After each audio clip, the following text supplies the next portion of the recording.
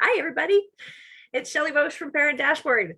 I am jumping in here today because I have an amazing person that I want to introduce to you, Natalie Vecchione. I remember when I started out as a special needs parent, parent of complex needs, I didn't really know a lot of the time what I needed, and I didn't have, nobody had written a book about what to do.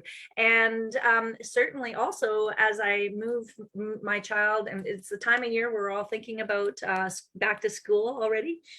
But especially moving into homeschooling, it was another sort of uncertain area that as a complex needs parent, I didn't know how to navigate.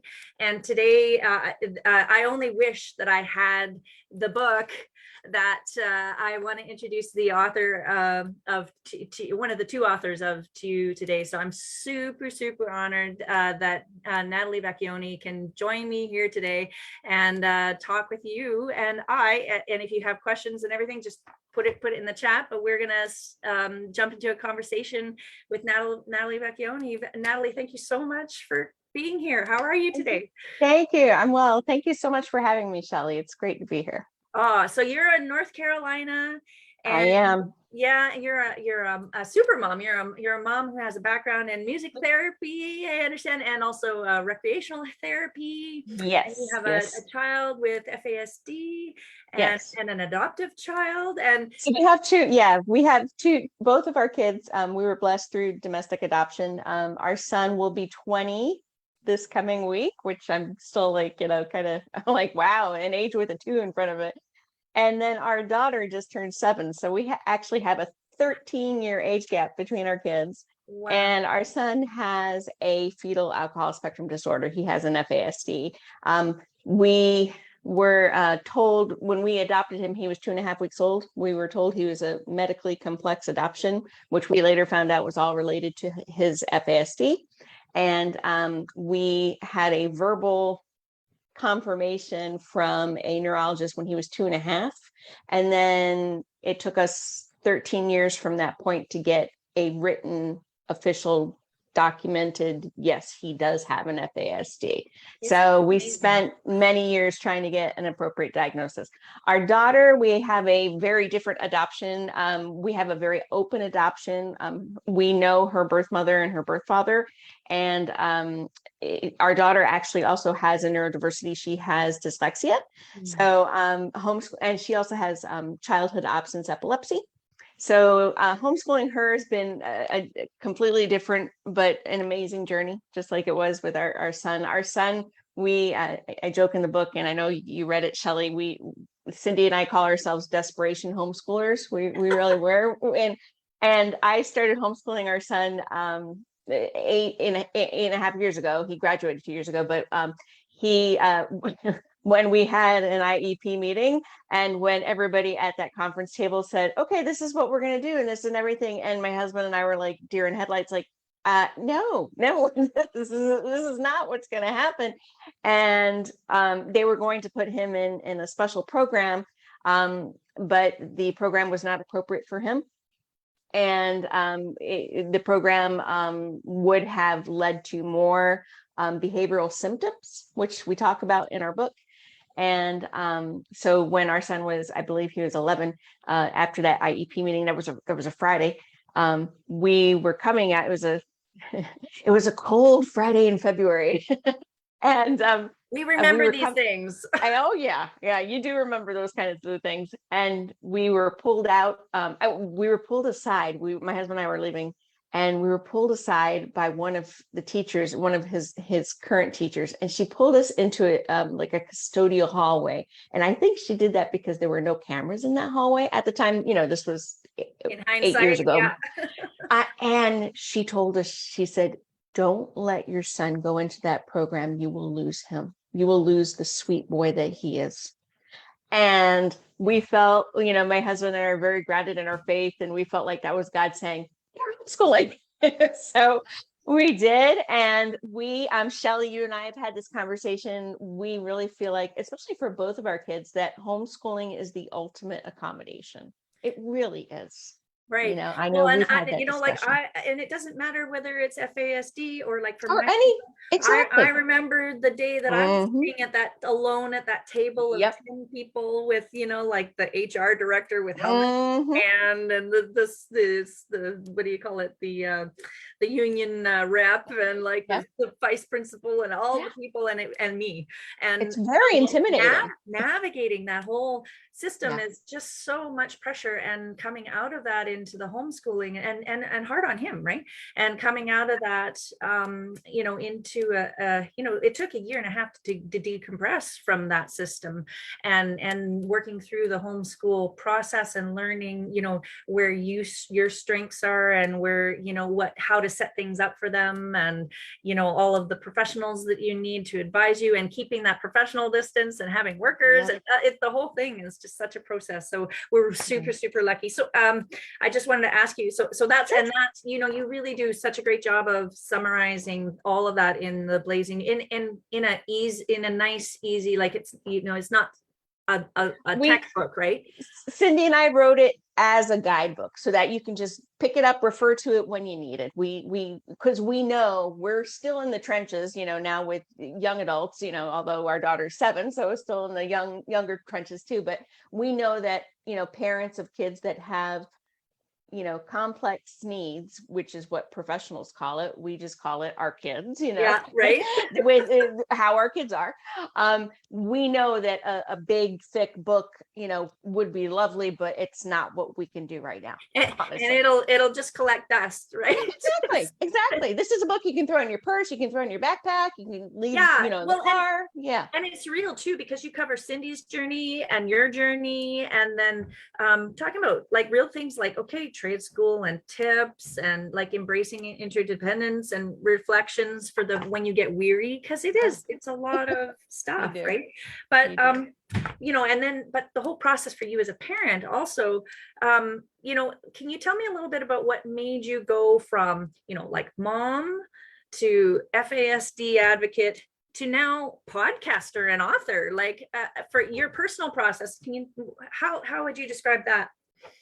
I would say honestly that I had no idea this journey was going to happen for me. I got my undergrad in music therapy, my master's in rec therapy, had life all planned out. My husband and I, okay, everything. And then I had a hysterectomy when I was 28 because I had very severe endometriosis. And so we knew that we would grow our family through adoption. And, we adopted our son 20 years ago. And it was as if it was just like everything we knew was just like, okay, that I'm sure you're aware of that poem, Welcome to Holland, that they tell a lot of, there's this poem out there. I'll have to send you the link. Yeah, we'll It's put it in the link in the chat. It's called Welcome to Holland, and it's written by a parent of a child with special needs, and it's about talking about the special needs journey as if you were on a plane and on a trip and you were supposed to go to Italy, and your plane lands in Holland and you weren't expecting Holland, and because you were preparing for Italy, and it's just a wonderful it's a wonderful Totally great metaphor. I can get it already. It really is. So that's how, when we adopted our son, it was like, okay, here you go, different world.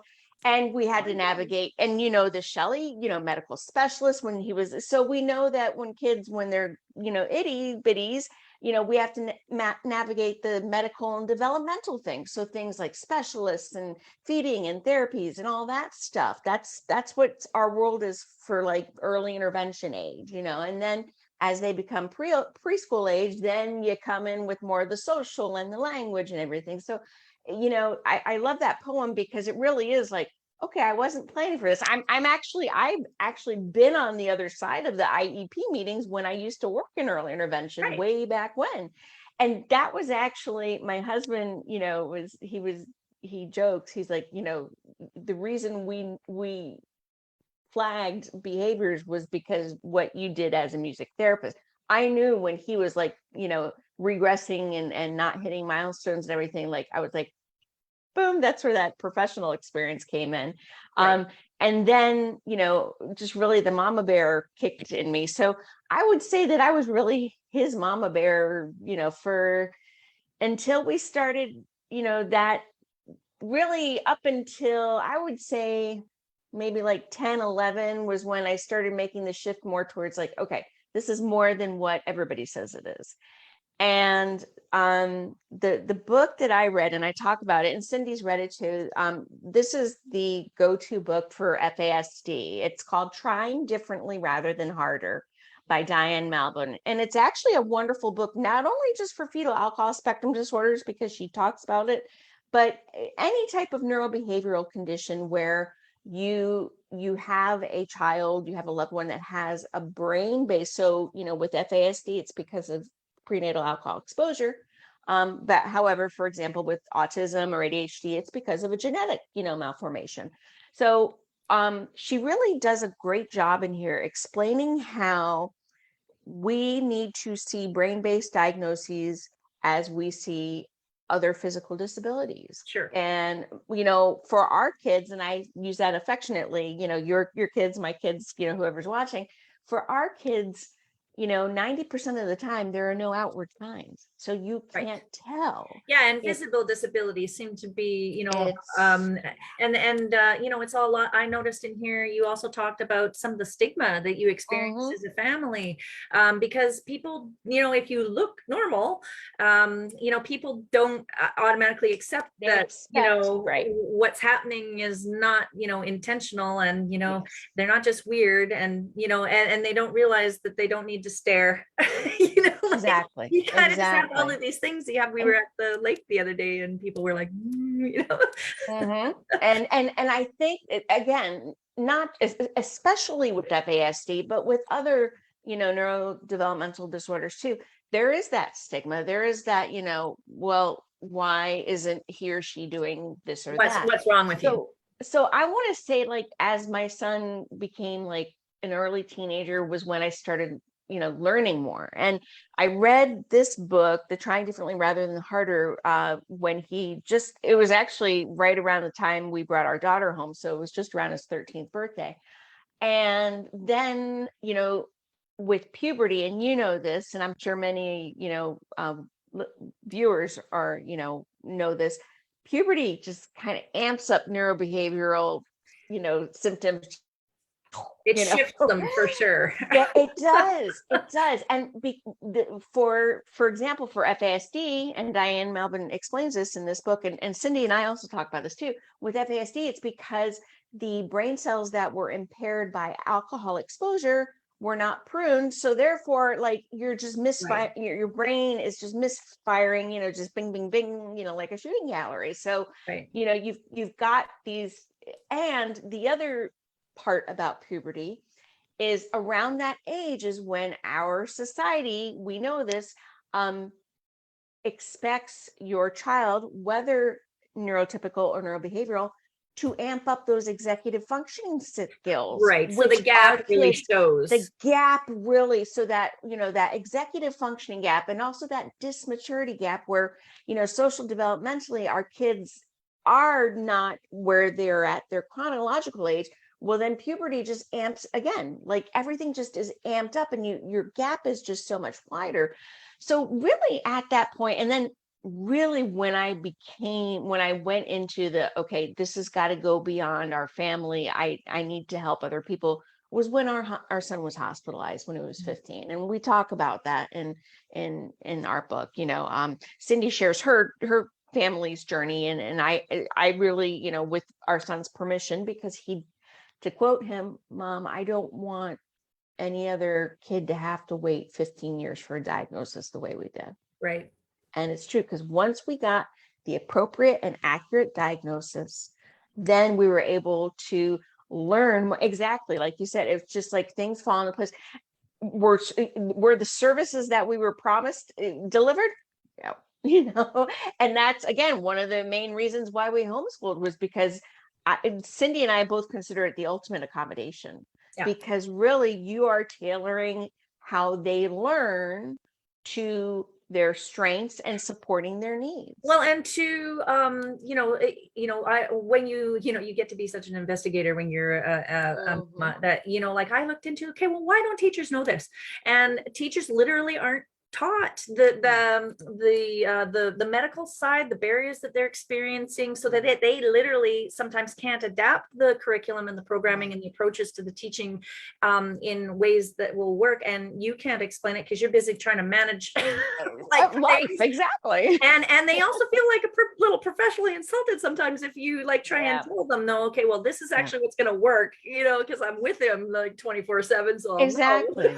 So, I mean, honestly, I think that FASD in particular, and here in the States, there's legislation that's actually on the floor of I believe now it's in, I'm not sure if it's in House of Representatives or Senate, but there is national legislation for FASD to recognize it as a diagnosable developmental disability, and then to provide, funding and supports and services for, as a lifelong disability. So prevention, awareness, supports, all that stuff, which is fantastic. So really, when our son was hospitalized, I was broken, and I talk about this in the book. It shattered me. No parent wants their kid to be hospitalized for something as dramatic as having basically an episode where they're not safe. So when we did that, I realized, and again, I'm really rooted in my faith, I realized it was God telling me, okay, I'm breaking you, but I'm going to fill you, and you need to go out there and help other families. And I learned, so many things. First of all, I got training in this book. There's a special training. It's called Facets, and I'll share with you if I haven't already. And it's also in our book too. Facets is the organization behind the FASD training, and I consider it to be the gold standard of learning how to accommodate, support, and focus on strengths. Those are really the key tenets of the neurobehavioral model. You meet them where they're at. And that's so all levels. And, some levels, you and I know this, I didn't know that our son was like this gifted carpenter and gifted in trades and gifted in, cybersecurity and all this stuff. So some levels, like, he has to meet me.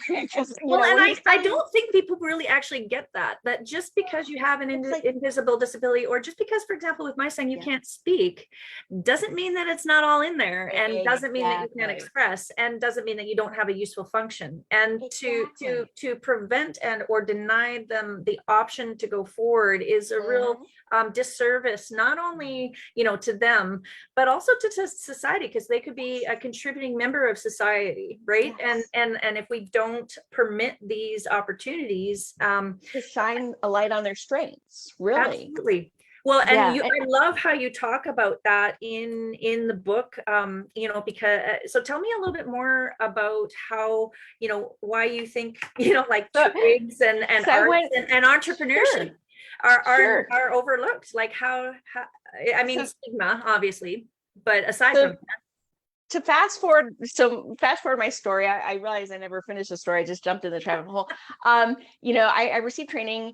I started volunteering for nonprofits, and then the pandemic came, and I was volunteering for a nonprofit, and they were like, "Hey, how are we going to get our word out there?" And I said, "How about a podcast? That seems like everybody's doing it." So they're like, "Great, you're on it." And I was like, "Okay." So I started podcasting, and then the nonprofit was for the state of North Carolina. So we really the podcast really had to focus on, resources in North Carolina. Right. And I realized once I was a few months into it, I realized that, okay, this is bigger than North Carolina. This is right. People are, listening from around the country because it resonates wherever it is. Yeah, exactly.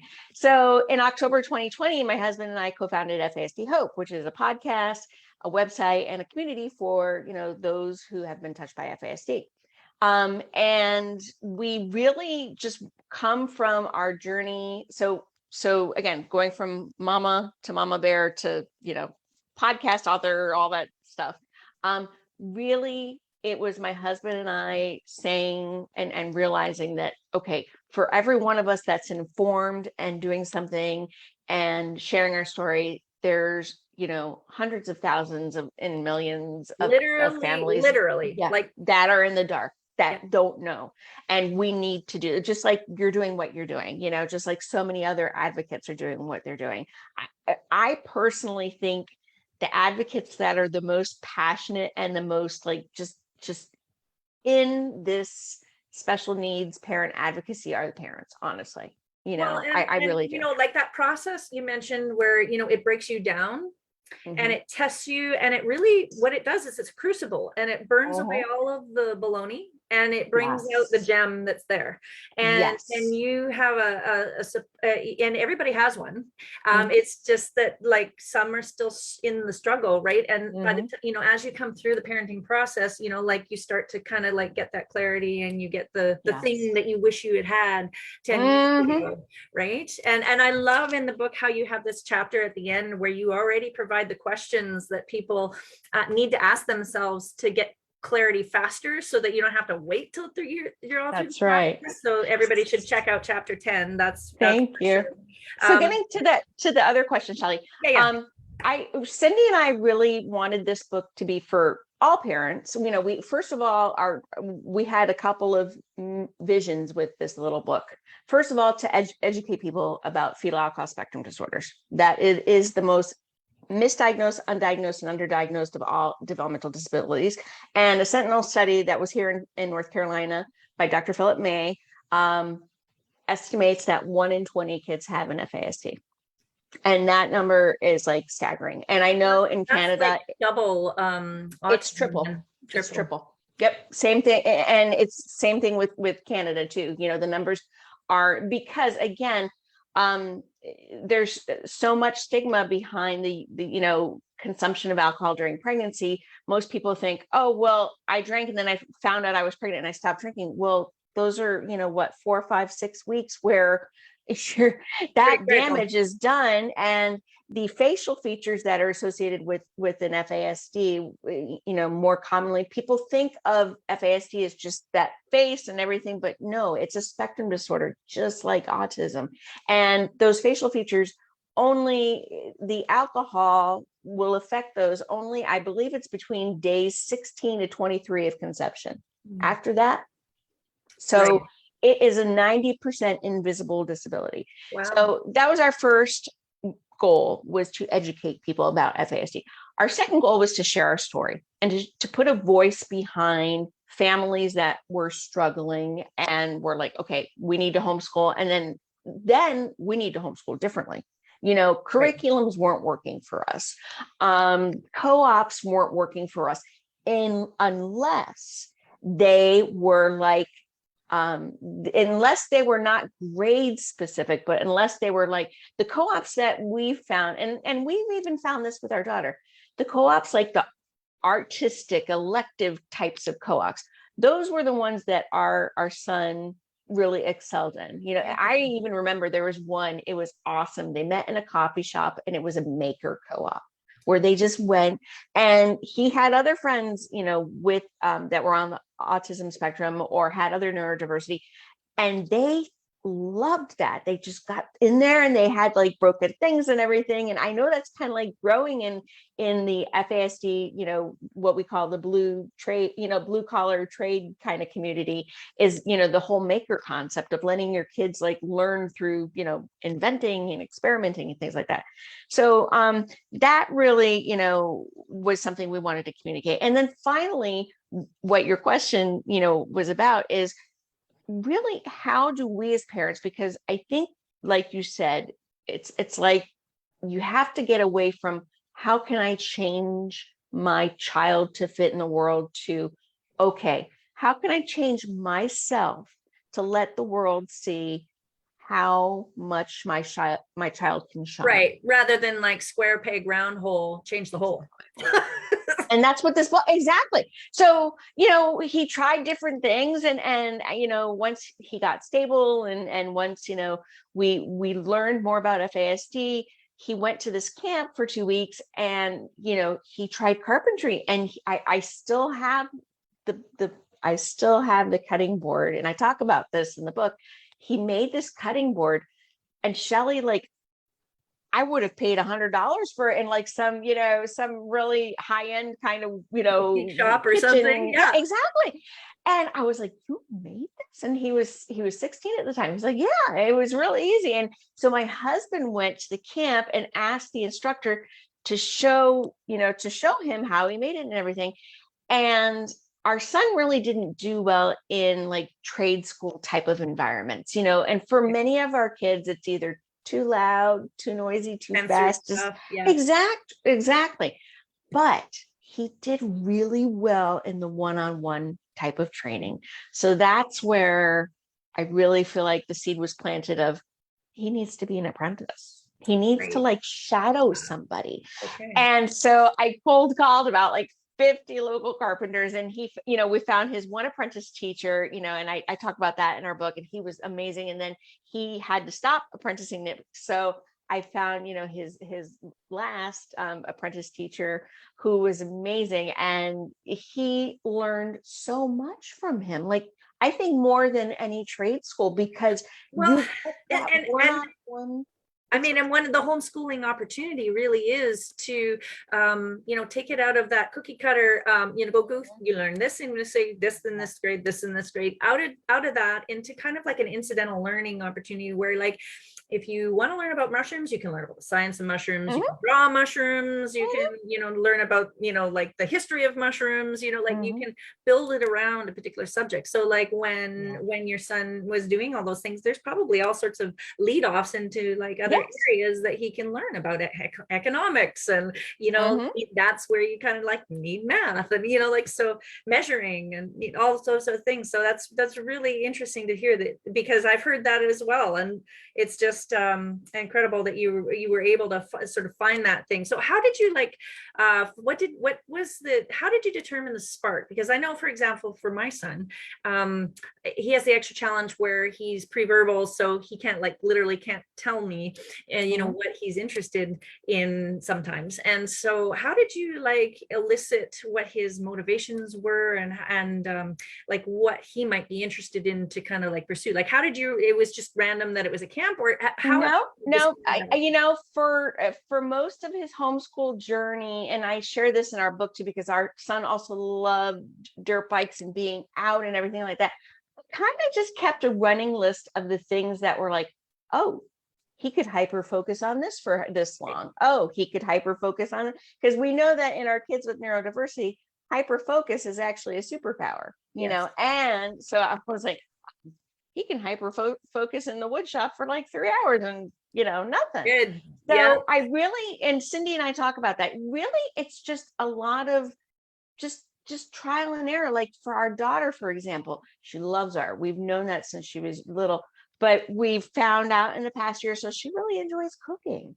So again, just experimenting. And then, does she like this? Or that's, I think, the fun part of homeschooling is that, okay, yeah, you have to do the things that your state or province, tells you to do, but you also get to experiment and say, okay, I think she'd like this. Let's try this once. And then, did you like it? No, I will do something else. Or if she didn't like it, then you kind of build on that. So we always knew our son was good with his hands too. So that's another thing.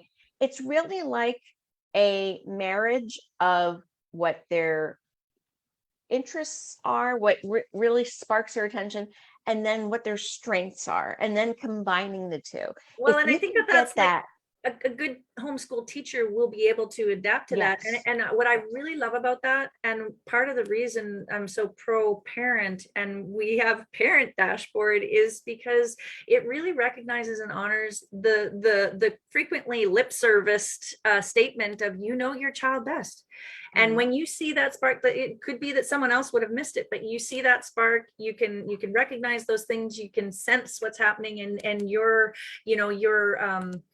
position and influence as a parent is far more recognized and influential in the whole process of education than a public school, where they ask you, okay, well, what are your goals? And then they do what they want anyways.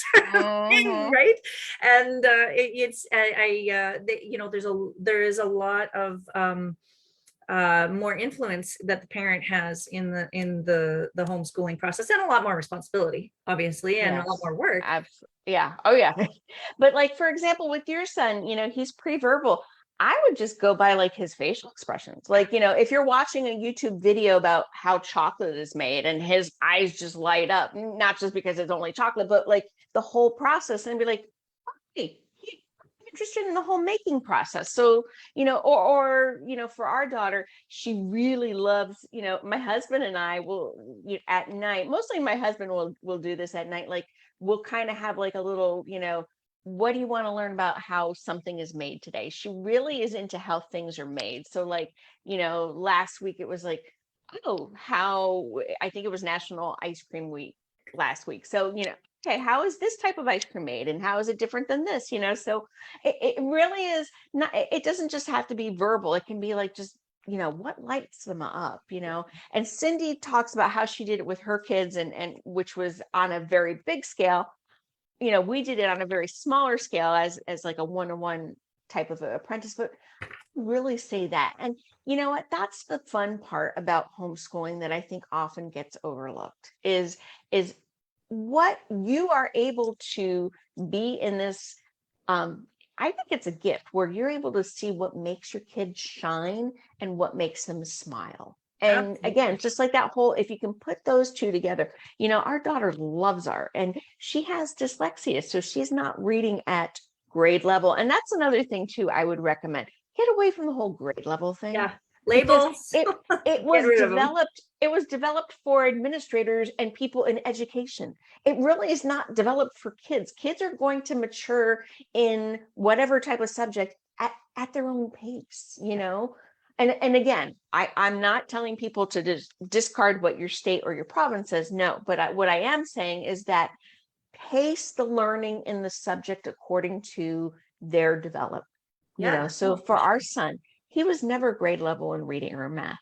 I don't think he ever will be. But what is he doing right now? Right now, he's working for a big box home improvement store, and he's not working in carpentry. His store manager, and I love her, she hired him, knowing his background, knowing how he was a gifted carpenter. He's working in electric, and he's learning all about electric because she wants to push him. And she recognizes they make accommodations. He only works 3 days a week. He has a very part-time schedule, but he, through, the company he works for, he's also part-time.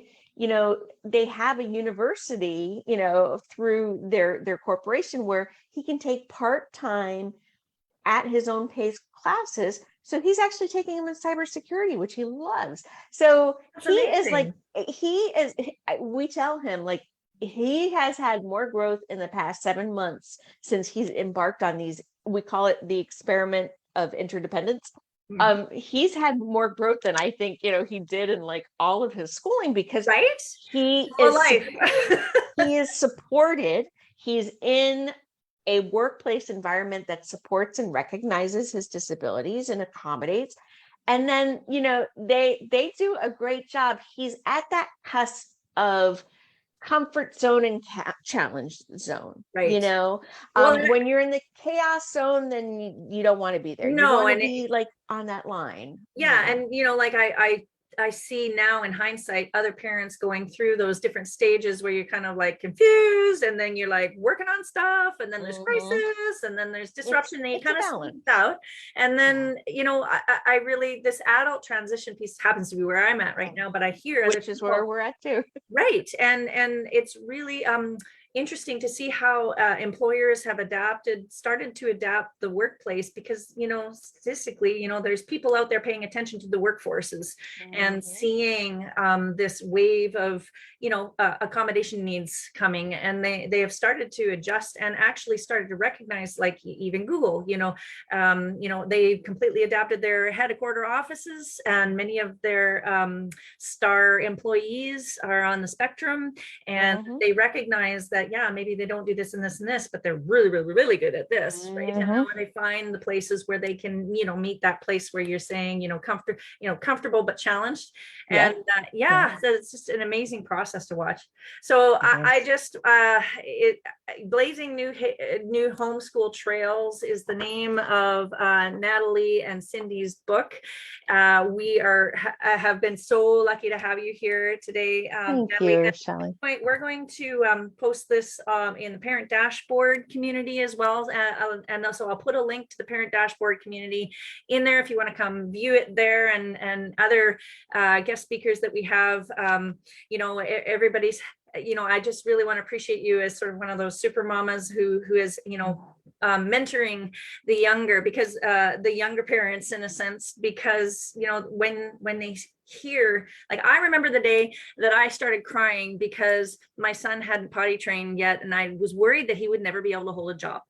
And, you know, for you to share how your son's doing and that you made it through this whole journey with homeschool. Well, and we're still making it. We're, yeah, well, I consider this stage, and that's something that Cindy and I also really want to hit home to, is that it doesn't end.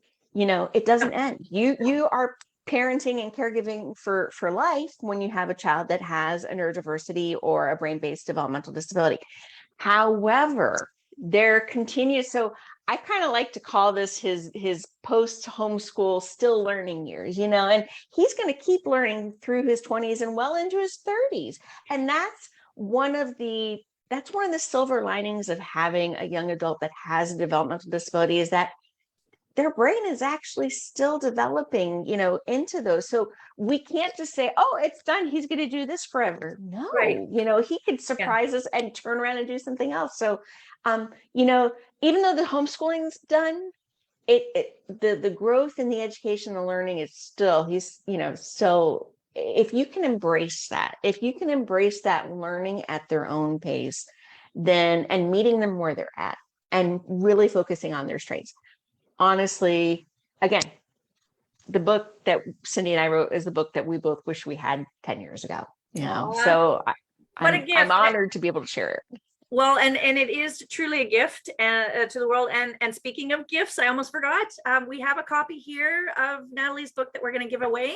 So the first person to say, I'd like that book, in the chat below is going, and this will be on my personal Shelley Bosch feed, because we will post it in Parent Dashboard. And we will post the link actually to Natalie's book in both places we repost it, so you can find it easily.